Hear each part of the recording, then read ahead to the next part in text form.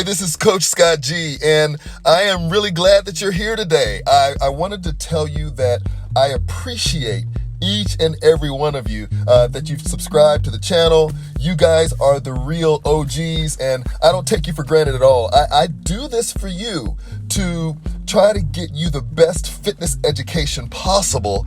And in this channel, I try to wade and cut through all of the fluff and the BS and give you exactly what you need in order to succeed. So today, we're going to talk about one long-standing myth that I'm actually going to tell. It's a lie that the industry has been telling for a very long time. Heck, I've even told this thing forever and said the same thing forever. But when you know better, hopefully you do better, right? So I'm going to come right out, straight out of the blocks, and I'm going to say something that's going to have a lot of trainers upset with me. And I know a lot of people that think that they know better and they know what they're talking about, or even people that feel like they've had different experiences with this. They're going to want to argue with me. That's fine. You can put your stuff in the comments, but I'm going to tell you this. If you want to continue doing what you're doing and getting what you're getting, that's up to you.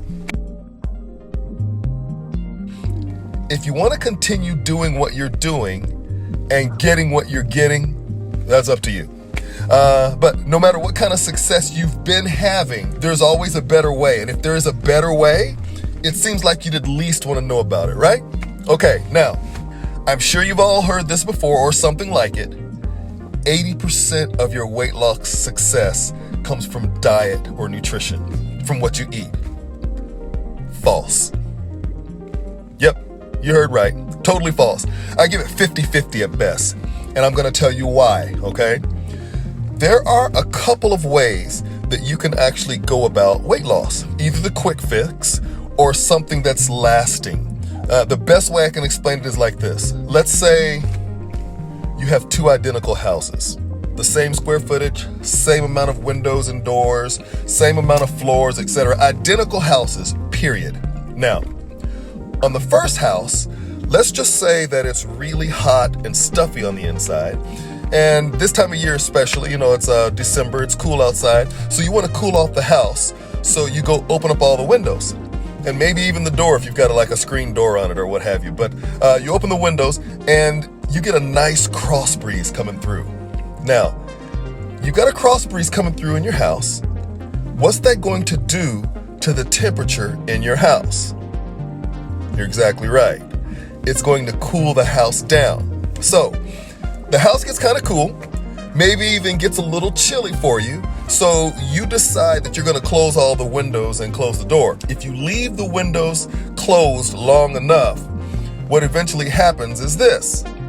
The temperature in that house is going to creep back up again, right? Because it's going to be stuffy and there's no cross breeze or anything like that going on. So the temperature in that house starts to creep up. Now, you want it cool again. So what do? That's right. You open up those windows again and you let the breeze in. Okay, so you leave it open, starts to get cool, maybe a little too cool again. And what do? You close the windows. Once you close the windows, you guessed it. The temperature in that house starts to creep back up again. Now, the reason this happens is because you're actually trying to change that house, change the temperature of that house from the outside. You're trying to change that house from the outside in.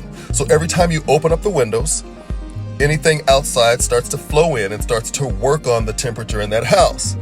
But when you close the windows, when you stop that flow, the house goes back to where it was in the first place. Got me so far? That house has a certain set point, a certain temperature or set point that it wants to be at.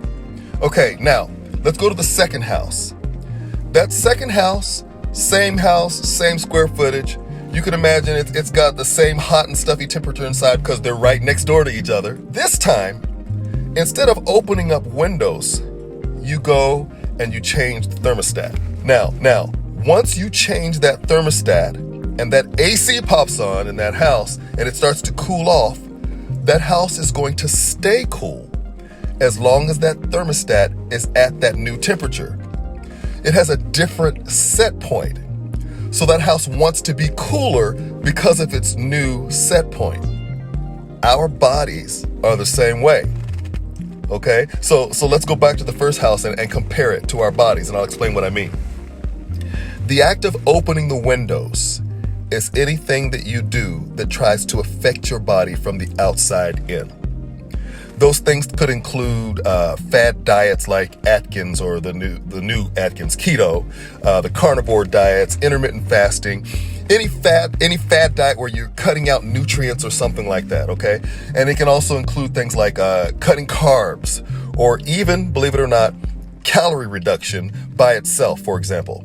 And it includes things like running and like cardio, extensive amounts of high-intensity interval training and aerobics classes.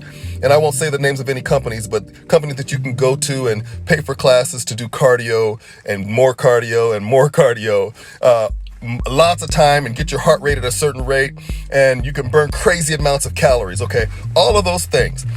There's a time and place and reason, by the way, for cardio, but doing it strictly for weight loss is not it. Calorie reduction just for the sake of reducing calories so you can lose weight, that's not it.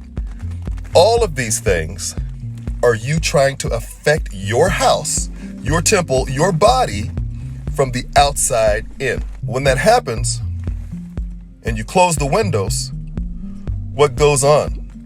What happens when you stop the cardio or calorie restriction? What happens when you stop doing HIIT training or when you stop doing all that running?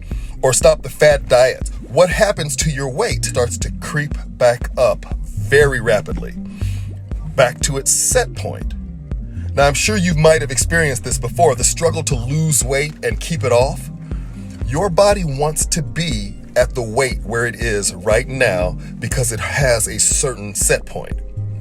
Now, if we go to the second house with a thermostat, if we change the set point, the house wants to be at a different temperature.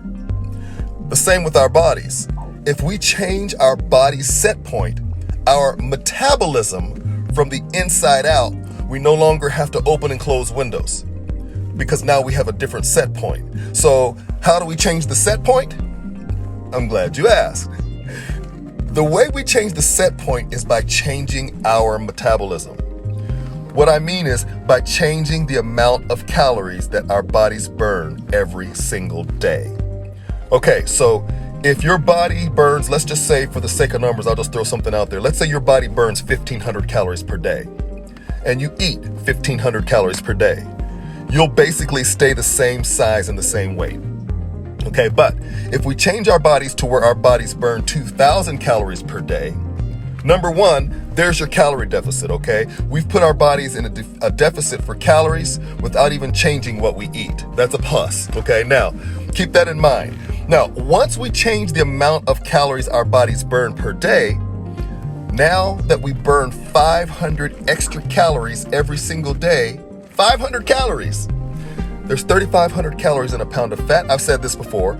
500 calories per day difference means that in 7 days, you'll burn 3,500 calories more than you consume, which means you're going to lose weight. Now, approximately a pound of fat every single week is what you lose. Now, that might not seem much, but in 3 months, how many of you have lost 12 pounds and kept it off? Now, I didn't say when's the last time you lost 12 pounds. When's the last time you lost 12 pounds or 15 pounds or 20 or 24 pounds, 50 pounds and kept it off? You won't have to open and close windows or anything like that.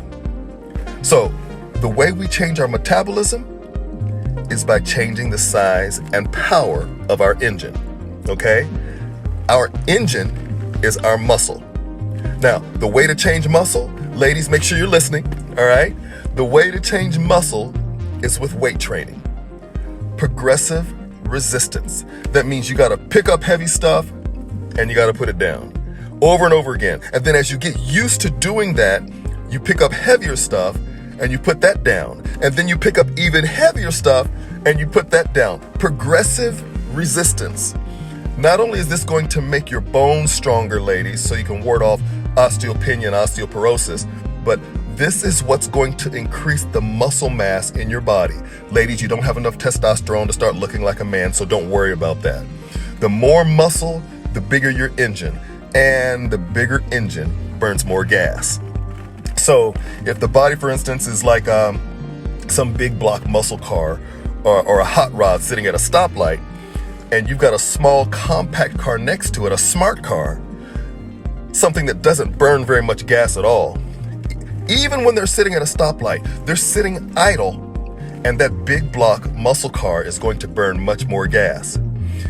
Much more than that small car, even just sitting there. And that's because the engine size is so much larger. That's one reason, ladies, why men can lose weight quicker than you, because they have a bigger engine. So when you're at home sitting on the couch, or when you're watching TV, or when you're at sleep, if you have more muscle, the bigger engine, you're gonna burn more gas or more calories. Now, we put a bigger engine in the body, we change the body from the inside out.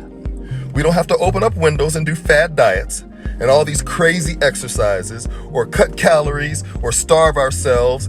We don't have to do all of that anymore because now we have a bigger, stronger engine that burns more gas or calories, even sitting still. Is a diet important?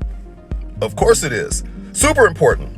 You don't want to put bad gas in a high performance engine, right? If you keep messing around though with your diet, jumping from one fad to the next, thinking it's going to give you long-term success, you're barking up the wrong tree.